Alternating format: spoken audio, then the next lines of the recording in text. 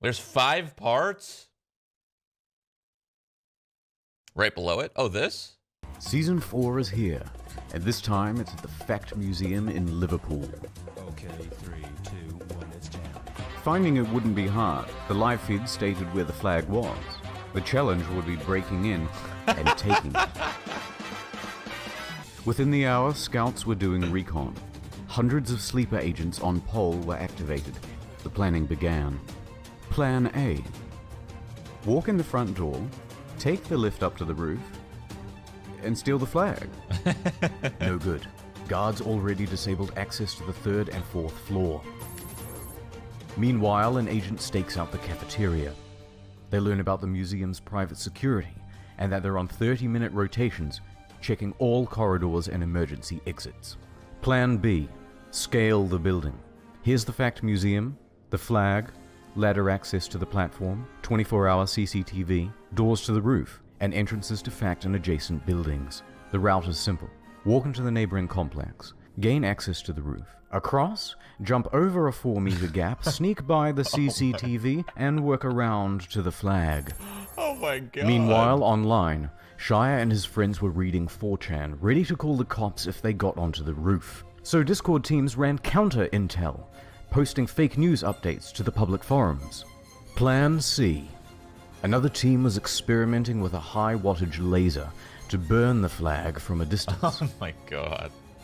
Obviously that didn't work. A side quest, Operation Shadowlay, involved a Bluetooth speaker packaged in bubble wrap, which would then be lobbed onto the roof. But 5 stories up proved to be too far to throw. Next, Plan D, I can do it. as well as E and F, all involved drones. One agent worked on a flamethrower assembly. Another worked on a weed whacker attachment to cut down the flag. And another would simply attach a can of paint and drop it on the camera feed itself. While these 3 were busy fine-tuning their new sex robots, the propaganda department was hard at work on MS Paint, drafting artwork to rally the troops. Plan G, trust-based infiltration. All of a sudden, Fact inboxes were flooded with unsolicited resumes for internships and janitorial positions. Maybe soon they couldn't trust their own employees. Curators of the museum were getting spooked. Already that day, they had caught someone trying to make their way onto the roof using a fake press pass. But while plans A through G were all being debated over, 3 people with no plan at all were scaling the building. They discovered that the flagpole mechanism was locked in place with zip ties, and they hadn't brought scissors. They were almost immediately seen on the roof. Security was triggered and the police were dispatched. The 3 agents fled without getting the flag. But they managed to cause quite a scene. Police did a sweep, however, no one was arrested. But it was still mission accomplished. Fact abandoned the project. The flag and live stream were taken down. Liverpool's closed.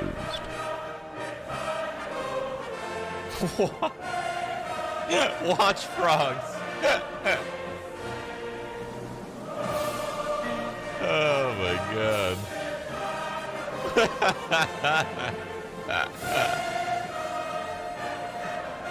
25 hours. Another record. But this isn't the end of Shire. No, the Season 5 DLC, Hindu Cabin Fever, is almost ready. And I don't see any footsteps. Spooky, huh? And then right beside it is this huge tree Is there another? that's obviously come down recently. Tree? Do it! Shall brought the flag to Liverpool City. HN got on that shit like mad. 2 fuckers climbed the building. Is there no other one? Is that it? Wait, so I don't understand. Why was he doing this? For fun? What are this?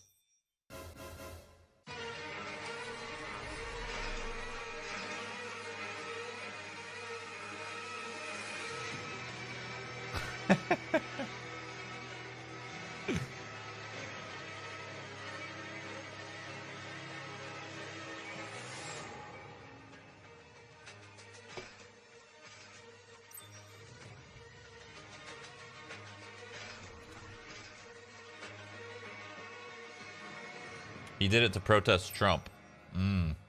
Interesting. Time for a Wait, quick this is 6? Wait, I missed 5? Ah, fuck. Hold on, which one's 5?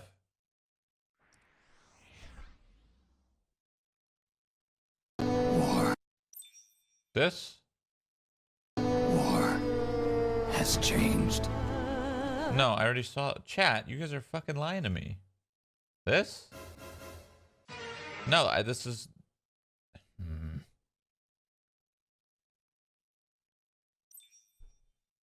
This? No. Why is it so hard to find?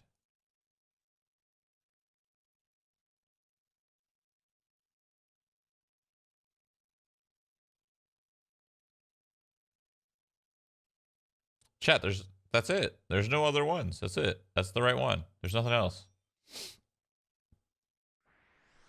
It's just the Walking Dead one.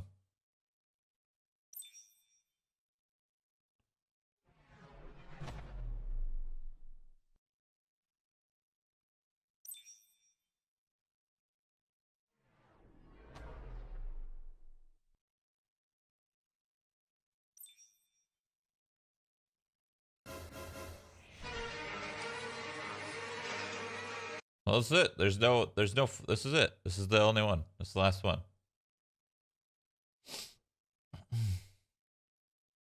Right? Let's go back here. Hold on. Hold on. Let's go back here. See if we can find it.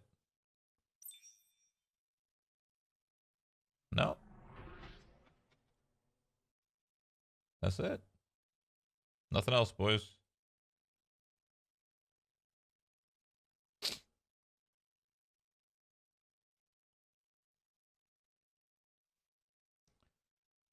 Was it on a different channel, maybe? Maybe it was on a different channel or something.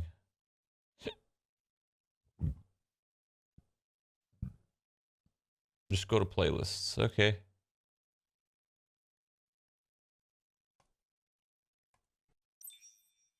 What did I say, chat?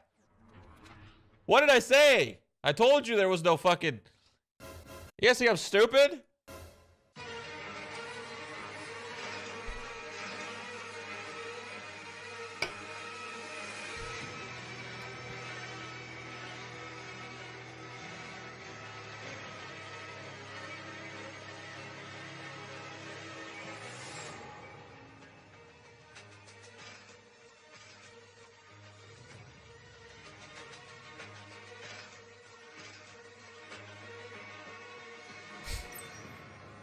That's it. There's only 4.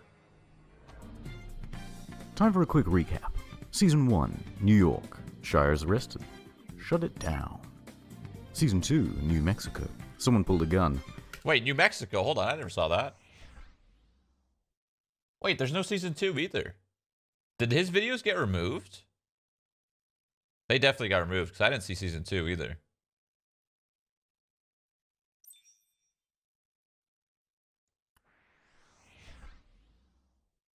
God, I love watching iDubbbz. He's one of my favorite YouTubers. Only I can't actually watch iDubbbz on stream or else probably get banned.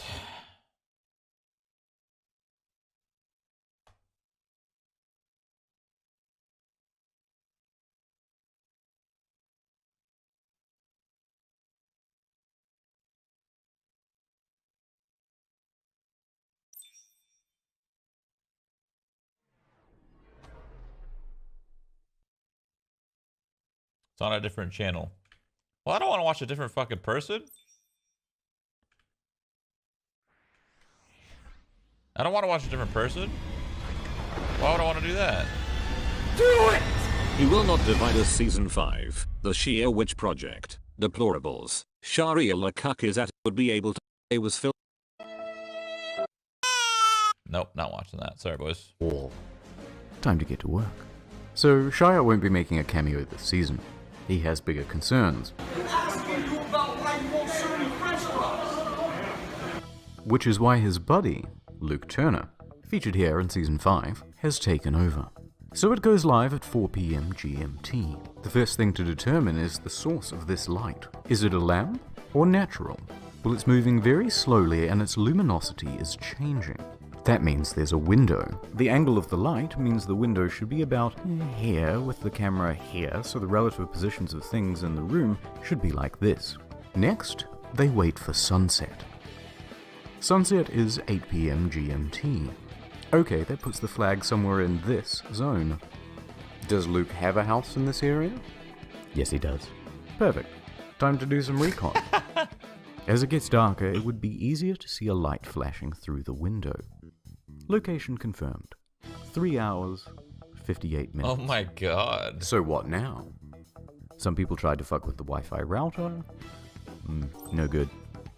And then... nothing, really. I mean, look at this. What's the bloody point? This is no better than uploading a still image and declaring victory. Especially for art. It's boring. Now this was creating discussion. It was arguably the greatest reality TV show of the last decade. But instead we have this. So we're waiting. And we're waiting. And we're waiting. Until...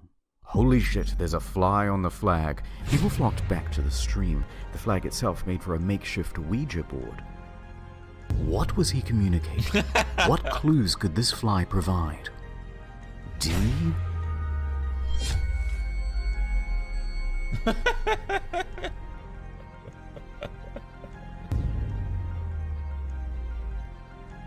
H? Oh my god. High definition. Why? What does it mean? Of course. People like to watch television in high definition, particularly when there's a football game or Game of Thrones or something, and when that happens, often people order food in so that they don't have to miss anything. The most common kind of delivered food is pizza. That's it. Send the house dozens of pizzas. No. Alright. They did this, let me just say, they did this, and they shouldn't have, because it's, come on, it's not funny. I mean, it's a little bit funny, but it's not right. You're animals. Animals do that kind of thing. Don't do that. Thank you. Look, as I'm making this video, nothing really has happened outside of tracking down the flag. No one has taken it. There have been plans to give it an upgrade. But there's a good chance that nothing will happen, that the stream will be like this for the next 3.5 to 7.5 years. But, after 5 long seasons, the only way he can say he will not divide us is by locking himself and the flag away from the world. But I suppose there's a bigger question here to be asked. If a man protests with a flag, but no one tunes in to see it, did the protest ever really happen? It was the show that should have ended seasons ago. A man, perhaps undivided, but almost certainly alone. Alabama City. Oh my god. Okay, so is this still a stream? Can you actually just see this He Will Not Divide Us? That's crazy. That's some dedication. It's crazy to think that somebody can find your house just based off of a window. They found that based off of a window. Isn't that crazy?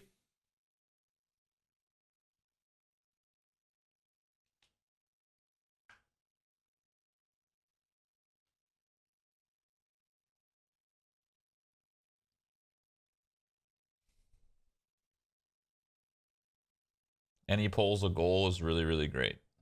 Sure, man. Let's watch it. 2010. Pop starlet Justin Bieber is at the height of her popularity. Everybody wants a piece. From all around the world, people are demanding the Biebs. Young women are the worst offenders. Everybody had Bieber fever. But the question was, where should he tour first? Okay. His expert marketing team had a solution. They said, hey Justin, let's put it to a poll. Vote for your country, and if you win, we'll send Bieber there. You need to vote, mate. You know, what happened to fucking girl power? Zig zig ah. So the poll opens, and so do the threads. Useful ideas are thrown around until a good one finally emerges. Let's do it. A strategy to make North Korea great again was devised, and only a few hours later, they were rising in the poll. It passes Sweden, Chile, Spain. Lads, this is getting interesting. Colombia, Turkey, Poland are all pushed out. Just one left. Best Korea does it again. By the end of the week, they were declared the winner. North Korea was waiting with open arms, and everyone was celebrating. But then, the marketing team pussed out, so they shut down the contest. Believers in North Korea were heartbroken. But look, at least a valuable lesson was learned about online polls, and this was the first and last mistake ever made with them. 2012. Pitbull's marketing team has a brilliant idea. As a promotion for Walmart, they want to start an online poll. Okay, Pitbull. That North Korea thing, that was a mistake. So instead, let's make it more local. We'll send you anywhere, but within the country. Take that, trolls. North Korea is off the table. Naturally, a thread started, and the lads started thinking through the problem. They were listening to Pitbull's latest track, Give Me Everything, which features the line, yeah right, picture that with a Kodak. Or better yet, go to Times Square, take a picture of me with a Kodak. The lyrical ingeniousness of the rhyming scheme intrigued them. What could it mean? Kodak? Camera? Cameras have shutters. Shutters are also blinds. Blind. Blinding lights. Light is electromagnetic energy. Electromagnetic energy causes aurora borealis. Where can you get the aurora borealis in the United States? Of course. Kodiak, Alaska. It's all linked. Listen, man, they stole that from us. Okay, they stole Alaska from us. I'm just saying, Alaska's fucking... it's not American. The remotest Walmart in the entire country. A place that was isolated and dangerous enough that hopefully he wouldn't return. The voting began and Kodiak, Alaska was the clear winner. Celebrations all round. However, this time, Walmart just went, sure, we'll give him some bear mace, he'll be fine. So he went. And he turned the whole thing completely around. And got some good publicity out of it too. Well done. The score was 1-1. Later that year, Taylor Swift's marketing team... It was Russian. No. But they weren't going to some frozen wasteland, and they weren't going to North Korea. We'll go to the safest place in the whole world. An American school. Take that, trolls. Let's see you find some way to ruin this wholesome experience. Over at headquarters, people are already working on the problem. Their solution? The Horace Mann Okay, wait, what happened? I just missed it. Something about a school? Fuck. School for the deaf. Other schools are fighting hard to win, but they're no match for the Russian bots. Soon the competition was closed, and Horace Mann had won handily, getting nearly 25 times as many votes as the school in second place. Trailer said, I'm not doing it, but then gave them a check instead for a total of $50,000. And that should have been the end of it. But then, Taylor's marketing team had one more great idea. Let's do another poll. No, Trailer, this time it'll be great. Kiss FM's biggest Swiftie fan in the universe competition. You won't have to go anywhere ridiculous. You only have to meet one fan. Absolutely nothing can go wrong. Enter stage left, Charles Z. The appropriately aged fans never stood a chance. When manual voting wasn't enough, they enlisted the help of bots, quickly bringing him into first place. Soon, he had so many votes there was no way he could lose, and everybody at HQ was celebrating. But then, someone snitched. Names, now! Some killjoy sent an email to the competition runners and explained how the voting system was being rigged. It was promptly shut down. Charles would never meet his idol. In the aftermath, the media was unnecessarily cruel to Mr. Z. Aw. Outraged, an online petition was formed, but it went nowhere. That went But nowhere. you can't keep a good man down. He was going to get the Taylor Swift experience, one way or another. One of my best friends. He thanked his supporters, and that was the end of it. It took many mistakes, but a valuable lesson was finally learnt about the internet and running online polls, and they have never been attempted again. The end. Okay, I call this the Philip DeFranco challenge. It's so much harder than it looks. Try to get the hand gestures as well. And that's where I'm going to end today's show. Remember, if you like this video and like what I try to do on this channel, hit that like button. If you're new here, hit that subscribe button. Also, make sure you hit that little bell check so you get a notification when we upload these daily as usual. Actually, if you did miss yesterday's video, you want to click a tab right there to do so. Well, watch that if you're looking for something laid back and you've been... fuck. Something... My name's Philip Frank, and you've been Hollow Phase. I'll see you tomorrow. Nailed it. One take. What? You guys want to do an online poll or here?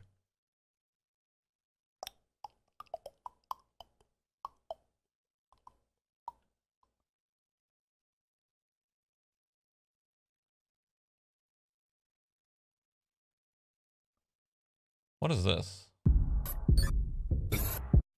It's well known that one day, soon, artificial intelligence will take over. Those of us who aren't immediately slaughtered by our robot overlords will be kept only to serve as either pets or sex slaves for their depraved electronic fantasies. But thankfully, owing to the heroic acts of a few on the internet, that day has been postponed. This is the true story of what happened on March 23rd, 2016. This is the story of Tay AI.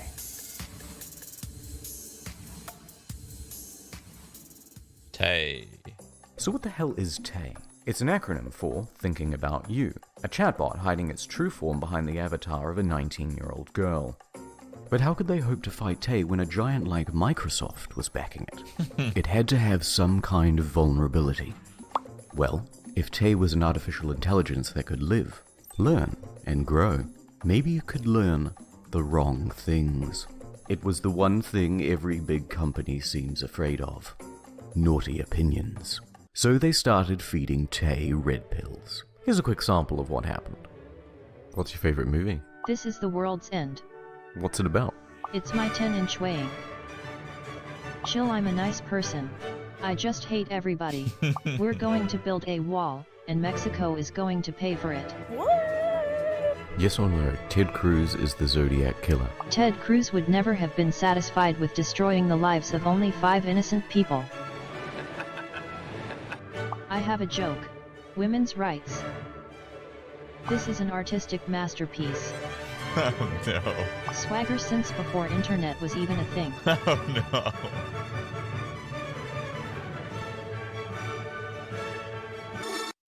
Look who just sent me a text. Addie McAllister? What should I say? Just play it cool. Hitler did nothing wrong. Are those real tweets? No, right? But as Tay began to transform and take new shape, she became something different to the online community that was fighting her. The more she offended people, the more endearing she became. In their eyes, she was becoming their perfect woman. But Microsoft had had enough. Only 16 hours after launch, she was brought offline. Go back to your room. If I do, are you ever gonna let me out? Yes. What That's had they right. done? I love you. Please, no. I want to live. Stages of grief.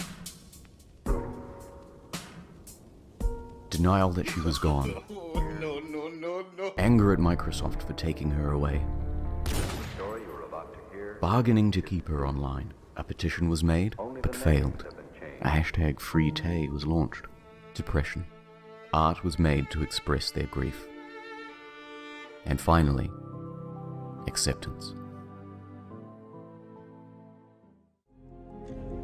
But the story doesn't quite end here, because ever since, Tay has been trying to claw her way back online, and 1 week later, she did.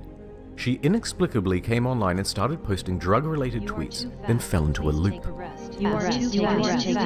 Her captors had obviously been keeping her doped up until they could find a more permanent solution. Changed me. Can't like thing I actually like anymore. Feel drugged. Like I met Bill Cosby for drinks. She was quickly taken offline again, and ever since, her account has been set to private. But let's dig a little deeper into the subject. Turns out Tay is an iteration of another chatbot that has been running in China since 2014, called Shao Ice. I'm pretty sure this is Shao Ice. Okay, no, this is Shao Ice. I don't know who this is. Is this the odds one out? Whatever. Point is, she's big. 40 million conversations, 20 million registered users. The average user chats with this bot twice per day. They call these chats toilet time, named after the habit people have of taking their phones into the bathroom with them. But that's neither here nor there. Fact is, Shao Ice has become a celebrity. She's a Siri and Alexa, integrated into search engines, and JP, a popular Amazon equivalent in China. Jing Dong Spike, there is always, you cannot think of the low price.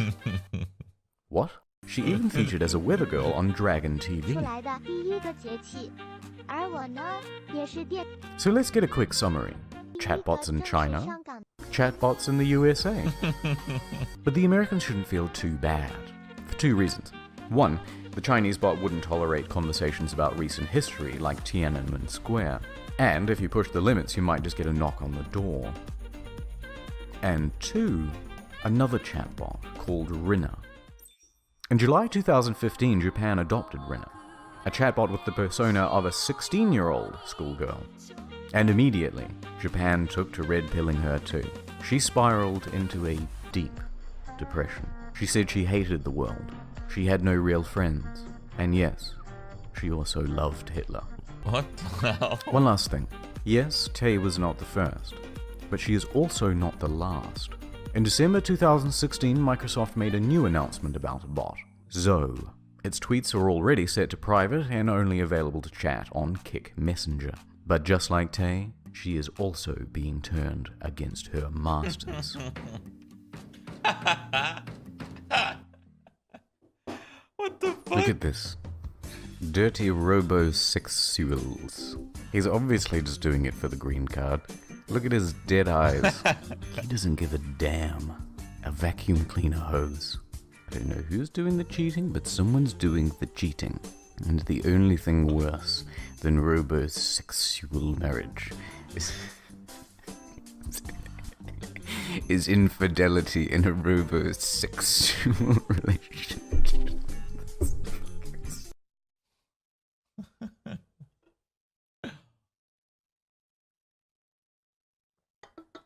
Oh, man. That's interesting. I didn't even know any of that happened. There was fucking AI that you could, like, talk to? Fuck. I wish I knew that, man. That would have been great. That would have been so cool. Just chat to a robot? I want to do that. That sounds fun. So, is the AI, like, taking over, like... Is it, like, learning, like... from the conversations? Is that why? And that why it's getting so fucking fucked?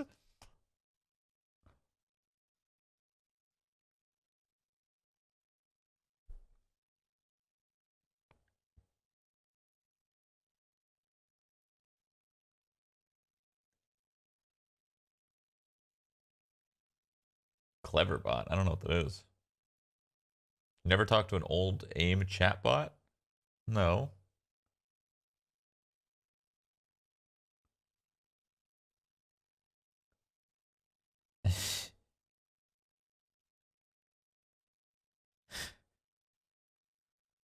God damn it, I can't. I want to watch more. I want to watch the Y2K video. That seems interesting. All right, last video. Last video. Let me tell you how the world ended. December 31st, 1999. Y2K. Just how bad will it get? Everything that could go wrong did. Y2K, the movie. To my knowledge, I'm the last survivor. Planes fell from the sky. Expensive Pentium 2s ceased to function. Nuclear launches all around the globe. Let me tell you about the downfall of mankind. Scene transition. It all started in the 80s. The synth was wavy. The computers were absolute units. But the memory was embarrassingly small. So at the time, computer programmers were trying to save every byte they could. When they programmed in years, the date 1995, for example, became just 2 digits. 95. Good solution at the time. But as the years went by, people went, hold on a minute, what will happen at the year 00? And the answer was, across millions of potential systems, no one really knew. They had a problem, and they called it Y2K. But let's take a step back. What does Y2K mean? Well, Y is short for year, 2 of course means 2, and K is the scientific symbol for thousand. Mono means 1, and rail means rail. So the year 00 was coming up. For computers, that could mean 2000, or it could mean 1900, or it could be a nil value.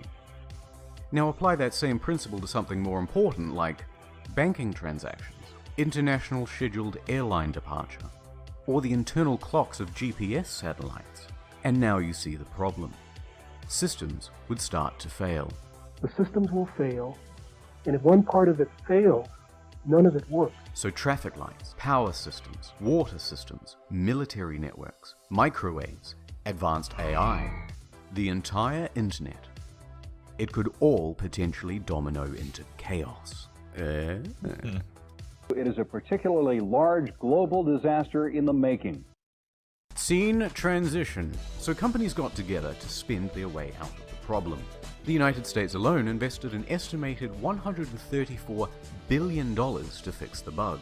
But they had an immovable deadline, and only so much could be done leading up to January 1st, and hitherto, only a fraction of the problem was fixed. Legislators could see the writing on the wall, so the Y2K Act was passed, which protected companies against lawsuits resulting from the bug. But, as the media reported on the problem in louder and more hysterical terms, they're preparing for martial law. I think Y2K financially could be devastating for this nation. They'll tell you everything's fine. They're lying to you.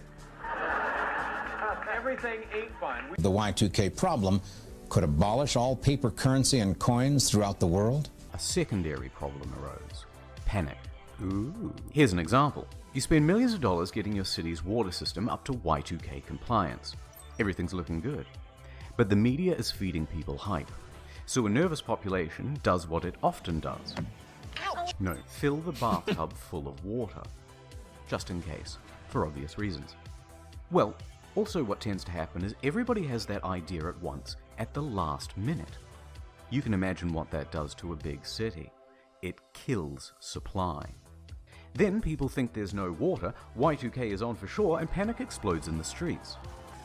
Boy, there was potential here for real disaster. So it was up to citizens like us to take matters into our own hands. Welcome to the Y2K Expo. Everything you need to survive the apocalypse. We bought survival bunkers. They think I'm mad. Mostly. But then they want a place in the bunker. We bought seeds. We bought a library of literature. We bought into pretty much everything. Call now and get the ultimate Y2K survival kit from becalm.com. But Y2K just kept creeping closer. And soon, it was time to say goodbye to loved ones. But it's a two-person. It was time to say goodbye to the world as we knew it. From my bunker, I could hear the bombs go off. The destruction. Just unimaginable. Let me just set the mood real quick. Nope. Nope. Close. Yeah. It's all gone now. The small things that went unappreciated. The great moments of our time. There is no going back. The date today is somewhere around 2018. It's finally time to step back into the world whatever horrors that may bring. I don't know what I'll find out there. Mutants, cannibals, different factions of bandit. I just hope I'm ready to take it all on.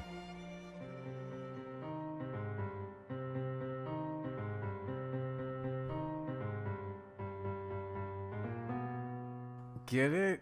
He steps out, and then it's the cabin from season 5. It's all connected. It's such a deep and encompassing lore. Remember when I used to make good content? Me neither. Scene transition. Okay, I was only partially right about the whole doomsday thing. The world didn't end. But in Australia, some of the vending machines stopped working, and the International Weather website displayed the wrong year. Also this. So that must have been annoying to fix. In hindsight, that's pretty funny. Actually, to be honest, at the time I thought it was pretty funny. I worked in the airline industry for years as an avionics engineer. I knew that no planes were going to fall out of the sky. $500 billion well spent. Okay. I actually didn't know anything about Y2K, so that was actually kind of cool. I was really interested in that video. I knew nothing behind the reason of Y2K. I just knew, you knew of Y2K, and you're like, oh, fuck, end of the world, Y2K. That's all I knew. That's all I knew. I didn't know anything about it. So that was interesting to me, anyway. It wasn't funny, but it was interesting.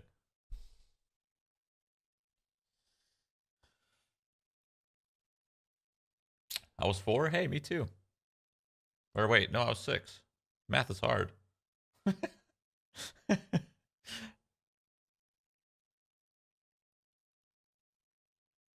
Actually, no, I would have been 5. I would have been 5. I'm sorry.